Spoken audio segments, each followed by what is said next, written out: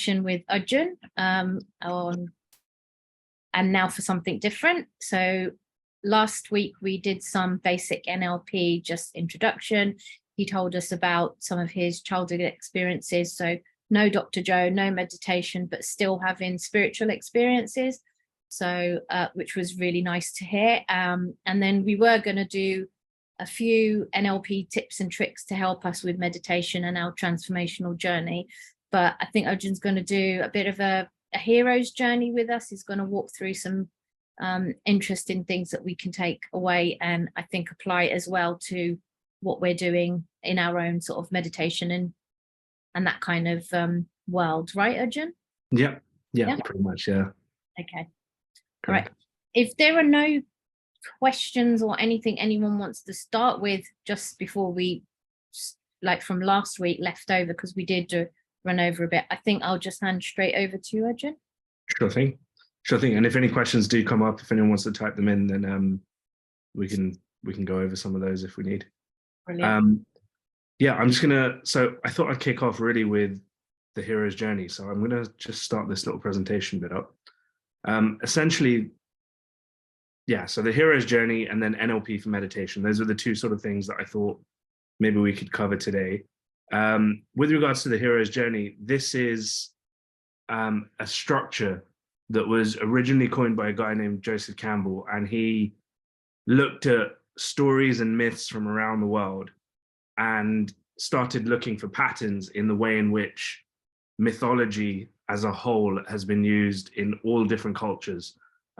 He's looked at, from ancient Greece to ancient Indian stories and all sorts of different places, and pulled out the meta story that is the story about all of these stories. And it's something that I thought was really interesting. It's essentially to do with the fact that we're a storytelling people. It's how we pretty much survive. It's the way in which we pass knowledge on from one generation to the other. And within those stories, then myths come about as stories that are told again and again and keep getting told and then distilled into something that is slightly, this quote that I heard was lovely, which is it's truer than truth, because it's not based on a finite scientific fact that is something that's repeatable, but it's actually based on this sacrament and this life that we live in and the way in which we live it. So I thought I'd just very quickly go over what the hero's journey is. And again, I've just deleted that thing.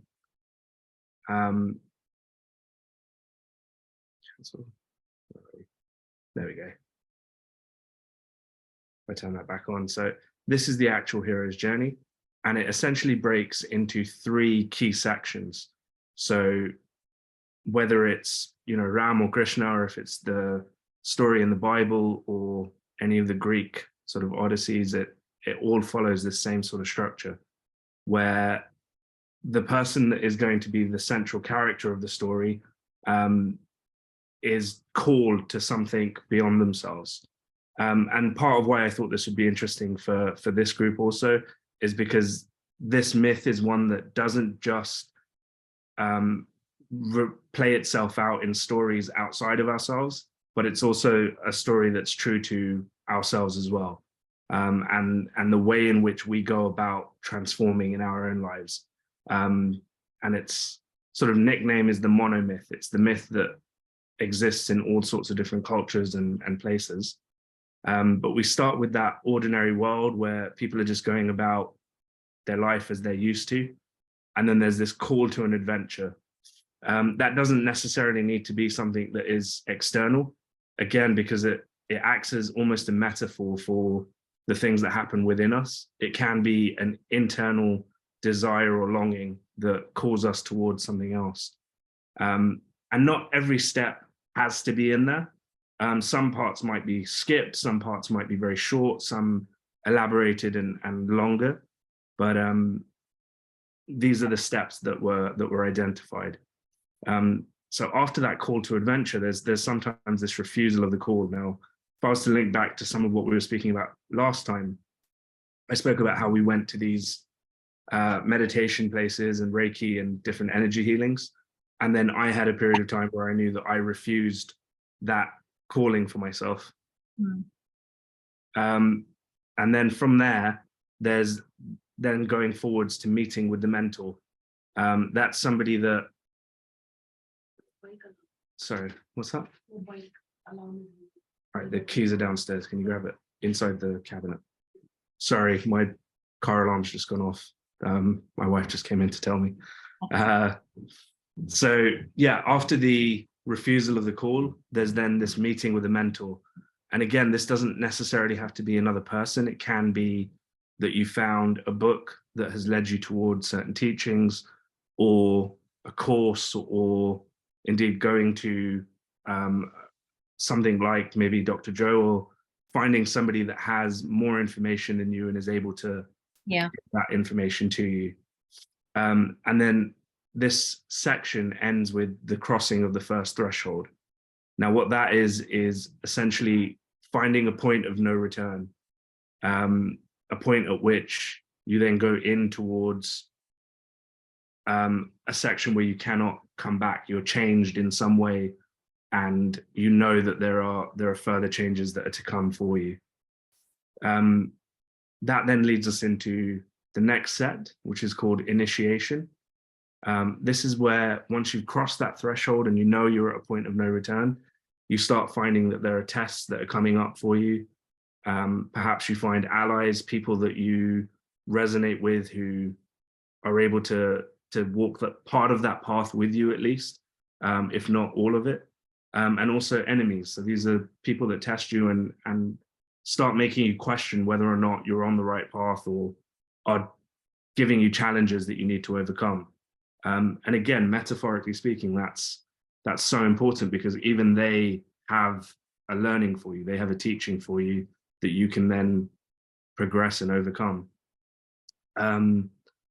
Which then leads on to an approach of the innermost cave. That is essentially finding something within yourself where those tests, those allies, those enemies, all of that is no longer the thing that's really contributing to your progress going forwards. You've found that space within yourself, or the hero has found that time within themselves where they know that they need to rise to the level, to the challenges that they're coming towards. And it doesn't come from an external force anymore. It starts being internally motivated, which then leads towards having an ordeal. And if I would, this story is so true that it also, not as well as all of those ancient myths, it also comes towards more modern stories.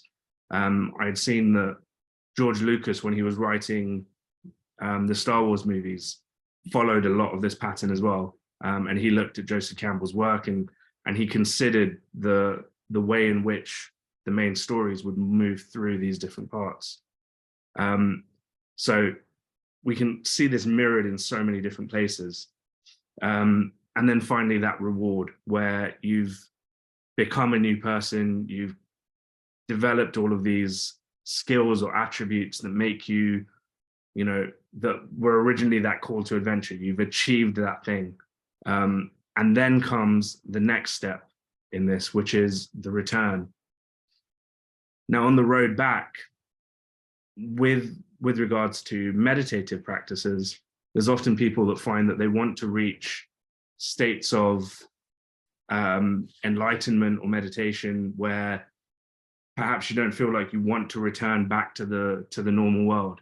And I think that a lot of us find this when we're doing meditation. It's like, yeah, okay, I'm meditating and I'm in this really peaceful place. I have to go and do the laundry, and then there's all of these things that start coming back to you, and it's the purpose in the hero's journey is to get to a point where you've mastered that state, and then you're able to come back and integrate a lot of the things that you've learned from your journey, and are able to start putting those into practice for yourself in your own life in different ways. And that's where that road back comes in. The resurrection, I mean, again, if I was to go to a popular movie that a lot of people might resonate with, it's perhaps, if we were to look at the way in which in the Matrix, Neo goes through this journey where he's originally called to action. He gets this message on his laptop and it says, all right, you need to come out. That follows through to him being initiated. He meets a mentor.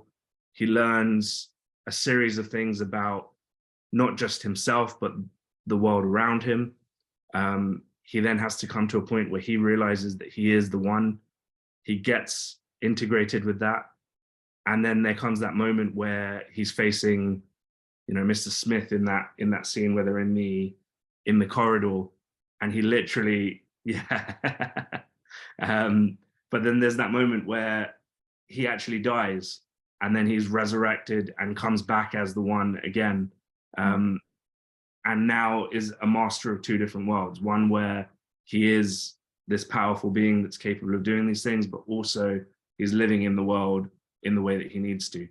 And for the Matrix, it's very literally, he becomes this sort of master of these two worlds. The world that he originally lived in, he was pulled out of. He had to go and live in a different space and learn different things, change the entire paradigm, the entire metaphor within which he was living, and then come back and realize how he could integrate that power into a part of his life as he was going forwards.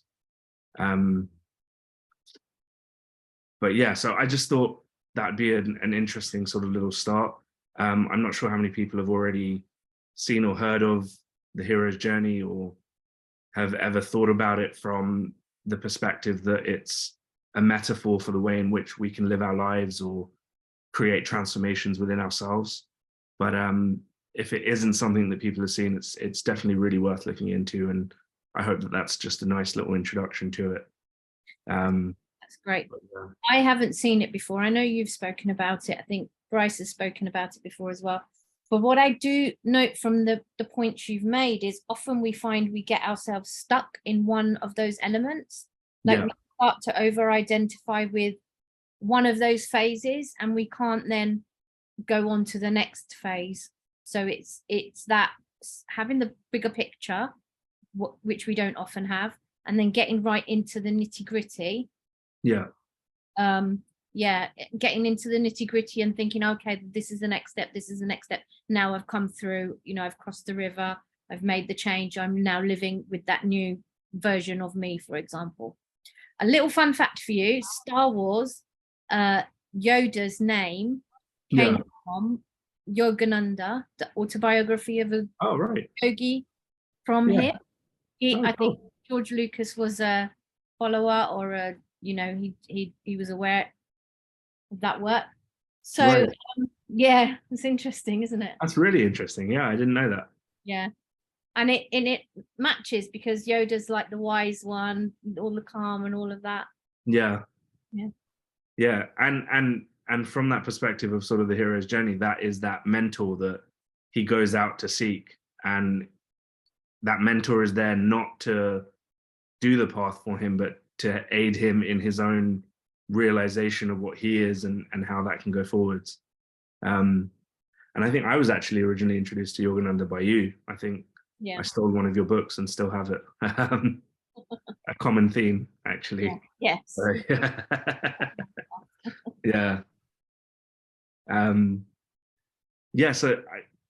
if there are any questions on that, then I'm happy to go into it. But otherwise, we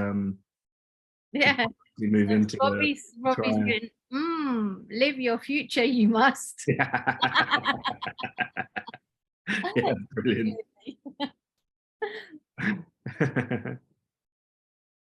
Okay. Does anybody have any questions, or do you want to think about how it applies to something you're doing now? I mean, we can unpack it a bit. Or Arjun, you got a second part as well, right? Yeah. Otherwise, I'm happy to go into sort of that. It's not just NLP, but a few life coaching bits that can help with meditation and around that space. Okay. So there's no questions now at the moment. So if you want to go through to the next bit. Yeah, sure thing. So with regards to this side, I essentially wanted to look at some NLP and some life coaching tips that can be used for meditation. And I decided to focus on these three. Now, they come from different spaces, but I think, again, from last time when we spoke, we were talking about how NLP isn't just like a thing. It's a way of codifying different elements of human experience and trying to find ways to to take best practices, model different behaviors, and to bring that in. So the triad is actually one that comes from Tony Robbins. He created this triad that is one of the ways in which we not just are able to understand the states of beings that we live in, but also help us to change them so that we can come to different ways of experiencing the world around us. And it breaks down into these three key sections where it's what's your physiology, where's your focus, and what's the meaning that you're assigning to a particular experience. The sort of classic examples that they normally give with this one is, if you think about somebody that's depressed, chances are if I asked you to mimic what their physiology would be like, you can, without having to really know much psychology or anything else, just from natural experience, we know that depressed people will be sort of a bit down, breathing will be quite shallow. There's a number of things that in the physiology you can almost immediately see just by creating an image of that person in your mind. Equally, when you think of someone that's really confident, there's a different physiology that comes about from how they're going to be stood. There's a different level of breathing. And the same thing is true for yourself. You know that when you're in different states, you have different physiologies that link to each of those different states. So along with that physiology is then this thing about what are you focusing on? Is your focus on the positive things in your life? Is it on the negative things in your life? Again, just to go back to those two, just so that we have a bit of a spectrum, you got that one side where someone's quite depressed and they're not feeling well, as well as their physiology. The focus is going to be on things that have gone wrong, things that are going bad. It's essentially your brain on automatic mode, just going, okay, I need to just filter for all of these things that are wrong and negative in my life. Versus when you're in the best mood that you can be in and you're feeling that strength and confidence, you naturally start focusing on the things that are going well. You just feel like everything flows, everything's going well. And that's partially just the filter of your brain focusing on those positive things. And then the third part of that triad then becomes the meaning. When your physiology is a certain way and your focus is on something, what does that mean? Are there identity statements that you start making because of these things? I'm sad, and things haven't been going well, and stressed at work, and all of this means that I'm just not a good person. I don't deserve to be happy. There's all of these meanings and identity statements that start coming out because of the things that we're doing physically and because of where our focus is. Can I just stop you there? I think yeah. If we apply this, if we try and like superimpose it upon the group here, when we're meditating, we can often find that there's a day or two, a week, even more, when we're meditating and we've not had what we call a good meditation, where we may not have gone deeper, and our physiology, focus and meaning then moves from that 1 hour that we're meditating, and it follows us throughout the day. So oh my God, I've been to all of these Dr. Joe events, I do all these meditations every morning, but today my mind's all over the place. I'm not this. Why should I do this?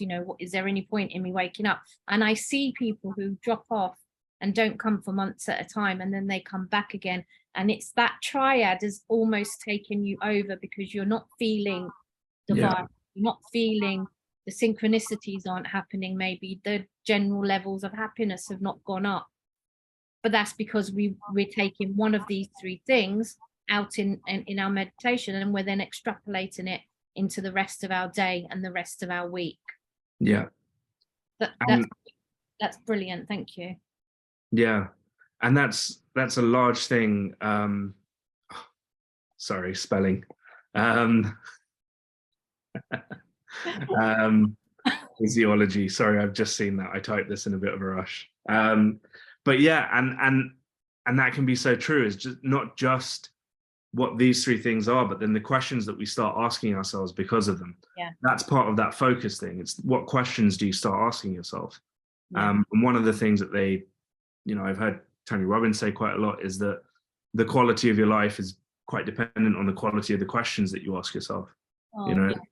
The difference between, why can't I meditate correctly? or why can't I meditate right, or why isn't this working, versus how do I make this a bit better? What can I do to change this? Really changes the experience of what you're doing in the moment. It also changes the long-term sort of effect of when you keep iterating, you keep doing something more. So it's like I say, and Robbie's heard me say this 100 times, if in doubt, cheat. You think you're doing it wrong, whatever you're thinking, whatever you're feeling, the next minute is another minute for you to start saying, you know what, actually, that wasn't that bad. You know, I was upright a bit longer than I should have been, or I didn't fall asleep, or I didn't scratch my nose as many times as I normally do. So if in doubt, cheat. yeah. That's not official. And what I could say with that is, with regards to that sort of cheating about it, what you can do is, if you can find a way to change any one of these three areas, then you can change all three of them. And then that means that you're changing your entire experience of what you're doing. The physiology, the other way to look at the triad is, instead of physiology, is to actually look at the behavior that you're doing, not just physically how you're doing, but what's the actual behaviors that are coming about because of the focus and the meaning that you're assigning to them. But physiology is a great place where you can quite comfortably and quickly cheat. If you're not feeling well, power poses, that sort of standing up, changing your breath, deep diaphragmatic breaths, are really, really powerful. One that I've been hearing quite a lot recently is the physiological sigh, which is where you breathe in as much as you can, and then at the top of your breath, you just sneak in a little extra sniff. And it essentially, it takes your lungs and inflates them, and then causes them to inflate just a little bit more in a slight jerk motion. And then a slow exhale means that you've changed your physiological state. It reduces stress. It's been used, you know, there's been studies that have been done on this in terms of just how powerful it can be to change your state. And from there, because you've decided to do that, you can then change your focus and your meaning, which kind of quite comfortably also takes me into what our next thing was, which was anchoring. I'm not sure how many people have come across anchoring before. I know that, I think you have as well. Yeah, I have, yeah. Yeah. So anchoring is essentially a way to lock in your mind and your body a particular state that you'd like to be able to access quickly again. How do you use it in your practice? So for me, I use anchoring as where I meditate. It's my space for meditation. I have everything set up in a particular way. Yeah. So it's like, if I know when I come into this space in this room with this set, like my screen here or whatever, pillow behind my back on the sofa I'm sitting on, that's my time to meditate. If I sit anywhere else, I don't associate that area. So for me, anchoring is more that. And there's also, you know, from my days with other spiritual mentors, they would tell you to put like a cotton or something. You sit on top of is it called a asana? Yeah. You sit on top of something special. You're not supposed to sit straight. Asana. You don't sit straight on the earth or on the ground or on the floor. You have something between you and the floor, to then becomes like spiritually embeds, like the cloth or the blanket, sorry, we have at the retreat. When we do healing at the retreat, we all get, whoever's a healie gets a blanket, and then that's like energized with all the healing, and then the person takes it away at the end. So that kind of thing to me is anchoring. I use incense a lot as well. So when I'm going to do, so I can now associate a nice smell, a space that I sit in, music, meditations itself, with getting into a deep state. So that's how I use anchoring. Right. Yeah, brilliant. Sorry, just one quick second. Sorry, just one very quick second. Sorry, the alarm's still going off. I just need 1 sec. Okay, no worries. Yes, mudras are anchoring as well. Candles, yes. Amy Cuddy, power poses. What are they? Do you want to share with us, Rob?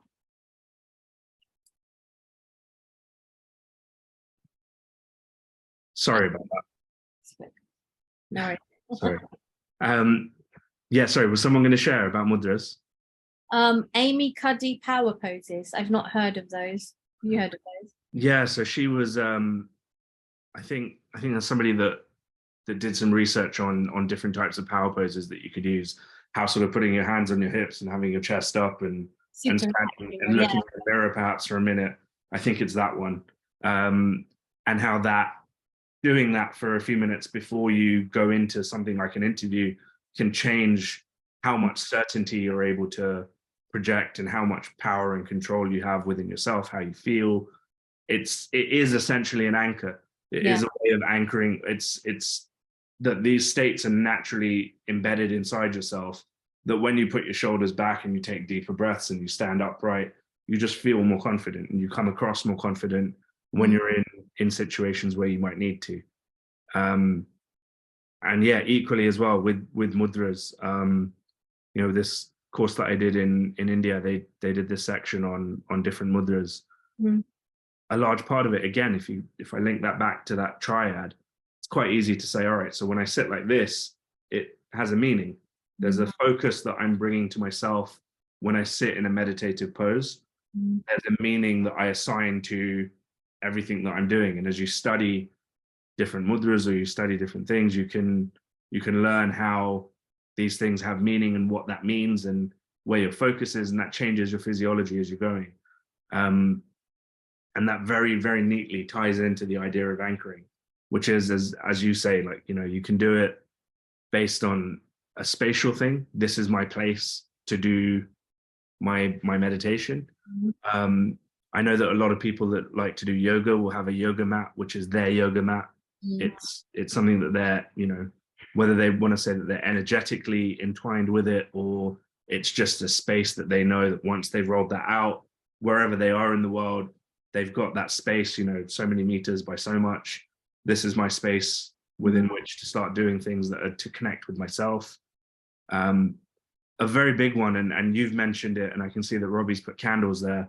I mean, you do incense sticks, scent. In terms of the ways in which scent anchors things for us, the scent receptors inside our brain are closely linked to some of the oldest parts of our brain. Being able to smell is one of the most primal things that our brain's able to do. And even if it's not for a meditative purpose, you know that there are certain scents that take you back to a certain time. You know, whether it's a perfume that you used to use when you were at a different age, or if it's a smell from, you know, a particular restaurant or somewhere, it can bring back and flood memories to you that then stay with you. That works on a conscious level and a subconscious level. Even if you're not aware of how much it's affecting you, it can be something that you can start using towards your own benefit. I think that even for people that have watched The Wolf of Wall Street, Jordan Belfort, as part of his process for how he would get into the state when he was going to be making phone calls and doing all of what he did, you know, he used scent as a way to lock himself into, all right, there's a degree of certainty that I need to project right now, and this is how I'm going to do it. It's funny you say that, because when I go to work, you have your shower, you get ready, and I like to smell nice. You guys used to get me all the men's perfumes. Yeah. all of that, so you guys know. But when I come to this meeting or to ones when I'm showing my face, I feel like putting a perfume on, because I've anchored. It makes me feel confident. And so I go and do my makeup and I think I'll put some spray on, but nobody can smell it here. So, but it is like it's an anchoring. It does have an impact on how you behave. I just want to add two more that I found really helpful is having an elastic band around your hand, and then when you've got something negative come up for you that's not in your benefit, it's not spiraling you up, it's spiraling you down, you flick it and it, you know, change and say change, or, you know, that's not very helpful. I learned that literally 10-15 years ago. And then at Right. the same time, I had one, they used to have these big red buttons that has easy on it in the States. And one of my mentors told me then, when you've done something that you found easy, you press the button and it says that was easy. So you just anchor, okay, this is easy, and you've heard it now. So you're involving your hearing. You're hearing that stuff is easy for you. So the more you do that was easy, where you put your attention, that's where your energy goes, things become easy. Smell is connected to the first chakra. Also smelly candles and burn sage during a cleansing. Yeah. And essentially, to sort of go back to that physiology, any of those 5 input systems, if you can find a way to link that towards a state, then that's how that would work. With regards to how to anchor something, so how to consciously anchor something, when you are going into a state, you can almost see it as a curve. Like you can feel yourself going up, you reach the peak of that emotion or that state or that way of being, and then over time, perhaps it starts to go down.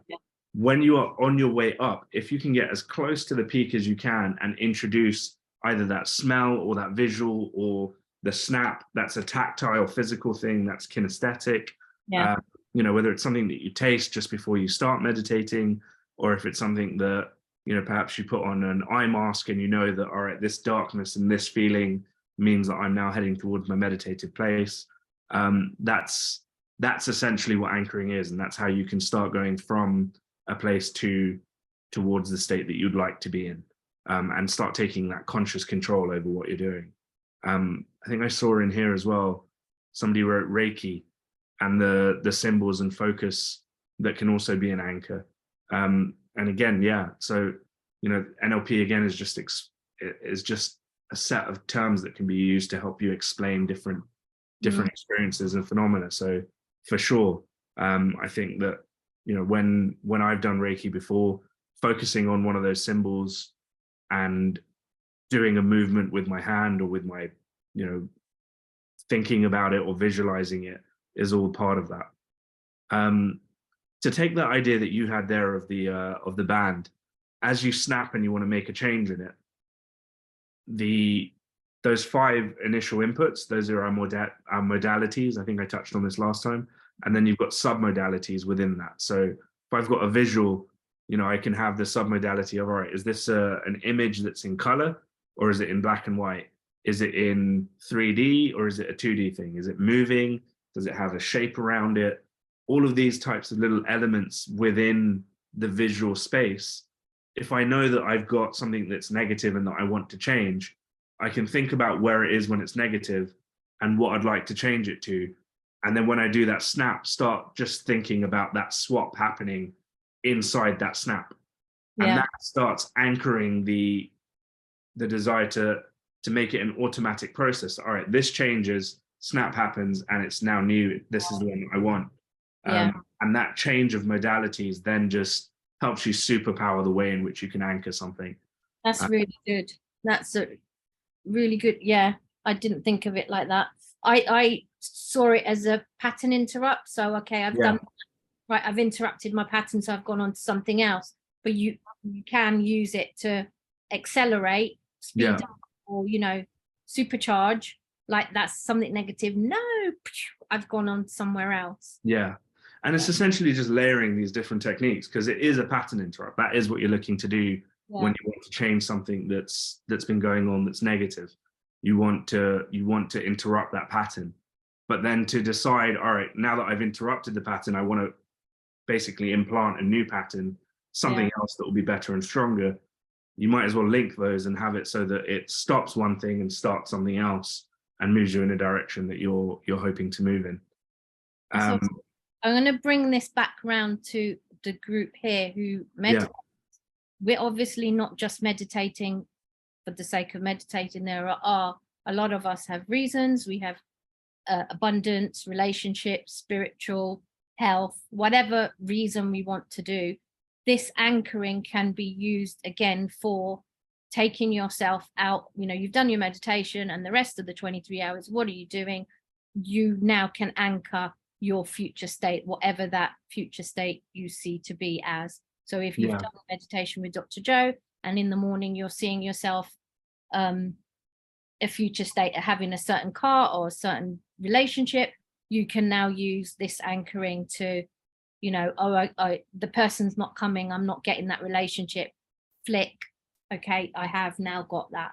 So I said I wanted this session with Arjun to be that people could take away stuff that they can do in the 23 hours they're not meditating. So thanks, that's been really helpful.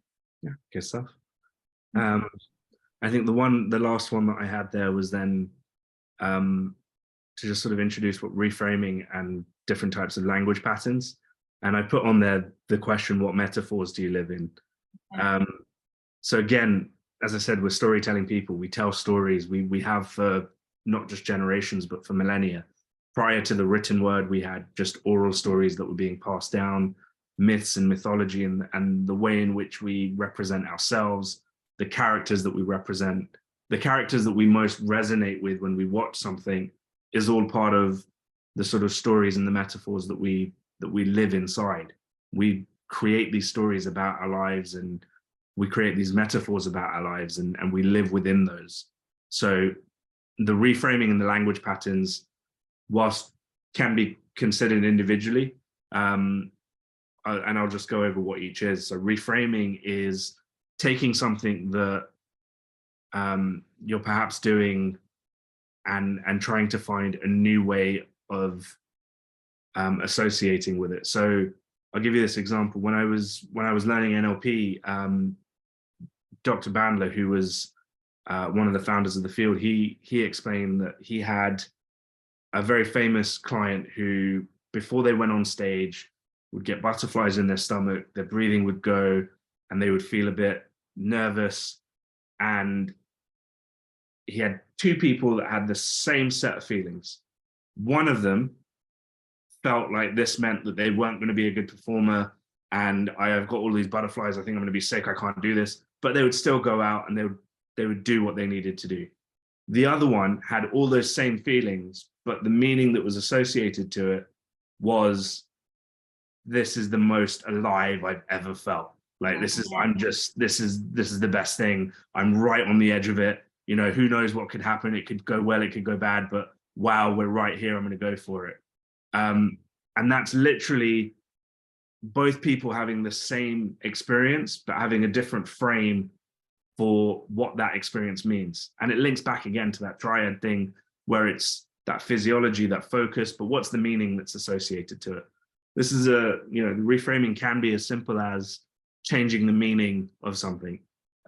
With regards to meditation practice, I think we spoke about this last time, and I know that it's one that comes up a lot for meditators. It's, you feel like you've had a good meditation or a bad meditation. And it's like, oh, why aren't I doing this right, or what's going on? How can you reframe that? What are the questions that you can ask yourself that change what the meaning of that is? For me, I've been working on this for the last sort of couple of weeks with children in my class for school as well. It's that, I've started putting things into a little paradigm where it's like, all right, there's a period of time where you're learning something, and then there's a period of time where you're practicing it, and then there's a period of time where you're using it regularly. So most people in this group and people that meditate have done the learning section, and they're doing the practicing section, and they're trying to use the actually utilizing this regularly section. But that practice part, the frame that I use to try and get through those types of moments, or the way that I reframe having a bad meditation, is that, okay, the point of this is that I spend this much time right now practicing meditation so that I can become meditative, so that when I'm not meditating, there's a different space from which I'm reacting to life around me. Yeah. So, all right, I just got distracted in this meditation. I could sit here and go, okay, this isn't a good meditation. I've ruined it. It's, there's an hour gone to waste. Like, I've just been sat here thinking about all sorts of things. Yeah. Or I could constantly be trying to bring myself back towards that meditative place. And what I'm doing is I'm practicing that movement. my brain is, you know, essentially like a bicep curl, practicing bringing myself back from having been distracted. And so when I go out into the world and I'm doing other things and there's something that disturbs me, I have practiced that mental muscle of, okay, now I know how to bring myself back towards not being disturbed by this particular thing. And I think that that's a really good reframe for people that perhaps think that their meditation practice isn't going the way that they'd like. Is that, okay, this is the practice section. You know, this is where you do, oh, great, I was distracted. I get to come back to where I'm going to. And that feeling of, instead of being good at the meditation, becoming good at being able to return to your meditation is perhaps just the step that you need right now, so that when you're later in life and need a moment to become reflective or to become meditative in your life outside, you've practiced that skill. And I think that can really change the way in which you experience what you're doing. And then the other side there that I had spoken about, or that I put up on here, was language patterns. So becoming really aware of the language patterns that you actually use. What is it that you're saying to yourself? What questions is it that you're asking yourself? And then perhaps trying to become a bit more skillful in the way in which you use the language that you do. You know, we all have things that resonate with us more and a bit less. So what words resonate with you to help you get into your meditative space? And are you able to start sort of either listing those down or just becoming so consciously aware of them that you can start pulling them out and using them as you like? Again, that's a type of anchor. It's just an internal audio anchor. You started telling yourself something, it's that internal voice, you start changing it, and you can shift yourself to a new perspective in the way in which you're dealing with the world around you. So I think a lot of people, and I do this a lot as well, I will say, but that's not true. That's not actually what's happening. And I think the fake it till you make it approach, or cheat approach, works, because at some point you have to have that shift in what you're experiencing, and that will never happen if you keep sticking to, this is a fact, you know, but I didn't have a good meditation, or I'm not getting the results I want, or I've been doing it for 6 months and my health hasn't improved, or in fact my health has gotten worse. And then you have to start thinking about, what are you doing the time you're not meditating? What are you doing? Start using things like reframing, start looking at your anchoring, start looking at language that you're using. Yeah, and I really liked, I think it was Sadhguru that said something about, like, you know, you practice meditation so that you can become meditative. Yes. So that you're not just meditative when you sit down and cross your eye, you cross your legs and cross your eyes. But you know, you're meditative as you're going about your life, as you walk around and do whatever it is that you're doing. And you continue your life from that space of being in a meditative place and being able to bring what you need to. But essentially those were the three things that I listed out for last time, and I hope that I've elaborated on a bit.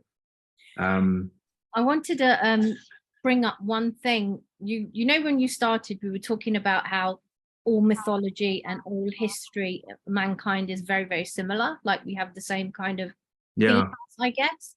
What I found fascinating is Krishna and Christ both had, and these are major religions in the world, both had a situation where they were being hunted down. Krishna was going to be killed by his uncle, and Jesus had the same by the King Herod was killing all the firstborn sons. That's not random.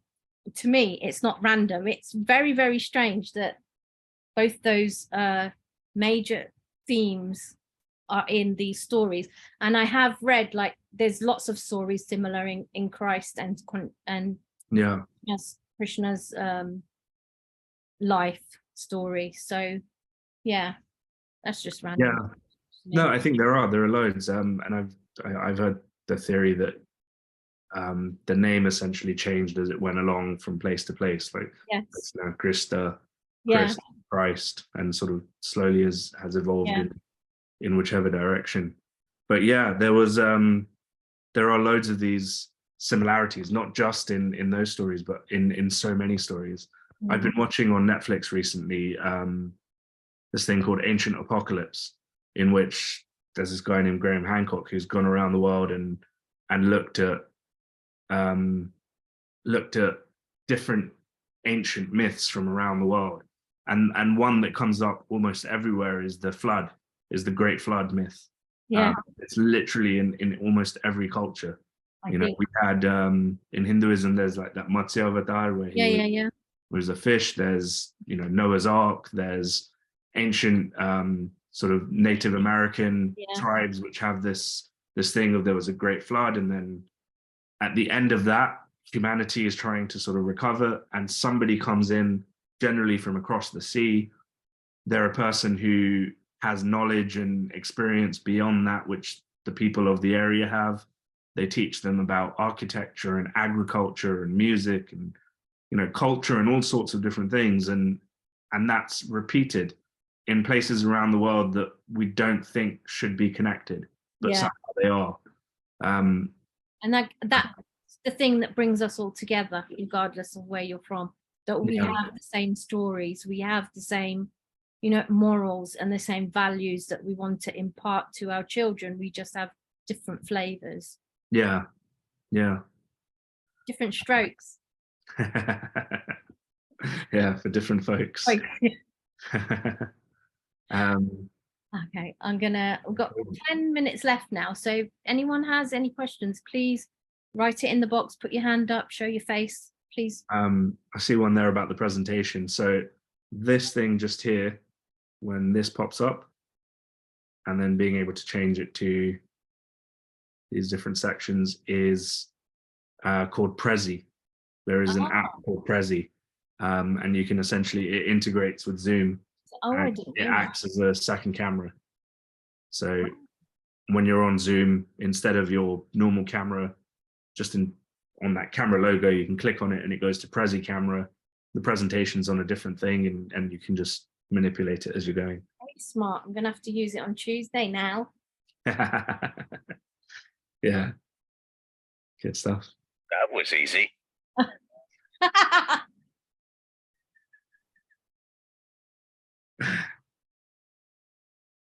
Very good, Bryce. Very good.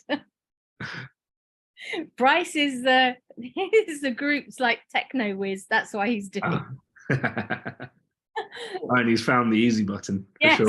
Or he had one already.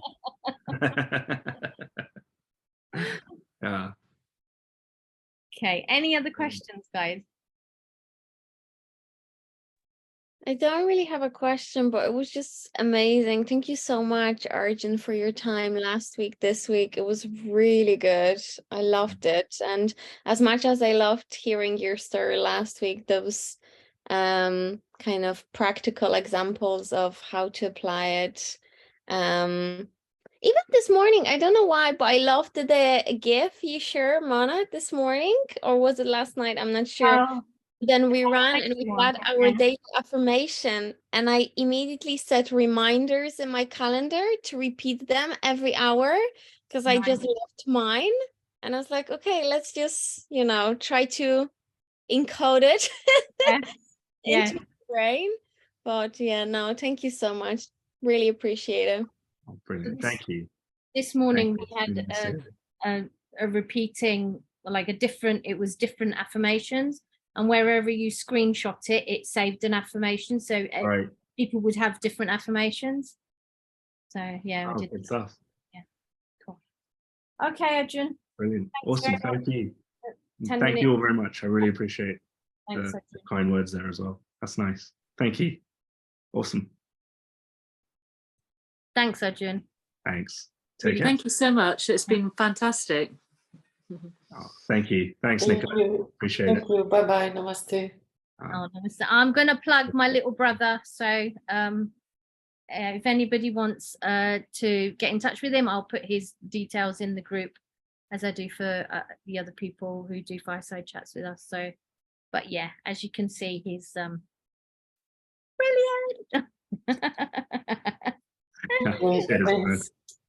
Thank you all very much. All right. Few Right. minutes to spare. May I just ask a question on a Reiki? Yeah. So, Arjun, what do you think or feel Reiki really is? And the reason why I'm asking, because I went for a few Reiki sessions and I'm not sure how to apply it. That makes sense. Yeah. I think Monomin probably knows a bit more about this than I do. I've done Reiki a bit, but I think she's done it a lot more than I have. Monomin, do you want to take this one? Sure. What do you mean by you don't know how to apply it? So she was doing like adjustments again, yeah. So she was putting her hands on all of my, I think in Reiki sessions that rather referred to it as chakras. Yeah. Energy centers. And then she said she was having visions depending where she placed her hands. Now she wasn't touching my body. She kind of had them above each chakra, but I didn't feel anything or I didn't experience anything. Neither did I have any visions myself. Like she would check with me, did I see the same symbols or visions and things like that. So I'm not sure what really think of Reiki, if that makes sense. I'm not sure if I'm going too deep into the rabbit hole here, but I just had a few sessions and I kind of felt like, okay, but maybe it's not for me. So it's not. Reiki can work really well for some of the people. When I used to do Reiki, I had a lady who had alopecia. All of the hair on her body all came off. She was bald, like her eyelashes, eyebrows, leg hair, arm hair, everything dropped off. And I would do the same, put my hand above her energy centers.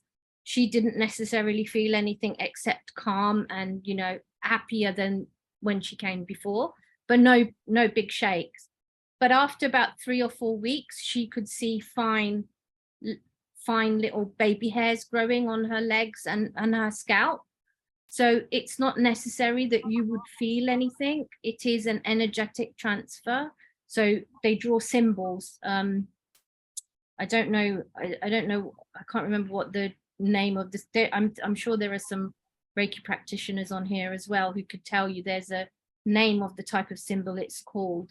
But we draw symbols and that pulls in a certain frequency of energy. One particular symbol enables you to send healing to someone at a distance. So it's like doing Dr. Joe's work. Some people don't necessarily feel all the energy shakes, but they have that cure at the end. It's not binary. It's not because you didn't feel anything, nothing happened, or you felt lots and lots, and then stuff doesn't necessarily happen. So it's one of those kind of energetic exchanges that doesn't mean just because you didn't see a symbol that she saw that nothing happened. I hope that helps. I'm not sure. No, that really helps. Yeah, no, it goes back to what Arjun was saying earlier. Then, what's the story you then told yourself based on your experience? And remember, Maria, you shake a lot. Framed it for me. Yeah, but you shake a lot, and so maybe your expectation is that you would shake a lot because that's what you do normally, even without people putting energy around you or in you. You are shaking, so maybe that's why. Yeah, that's very true. That could be then. Yeah, I've seen you shake. Sabotage my experience or the perception of my experience rather. Yeah, I really appreciate it. Thank you so much. No worries. I think the two symbols that I remember from Reiki are the power symbol, which is Chokure, and Hansha-Susonen. Yeah. Just remember I loved saying, which is the distance one. Yeah. But they're called something, aren't they? Not Japanese. They're called. There's a word they use for them. But anyway. Yeah. Okay, everybody. That was lovely. See you all tomorrow, 5 o'clock. Don't be late. And Arjun, see you soon. Bye. Thank you. Bye. Take care, everybody. Bye. Thanks.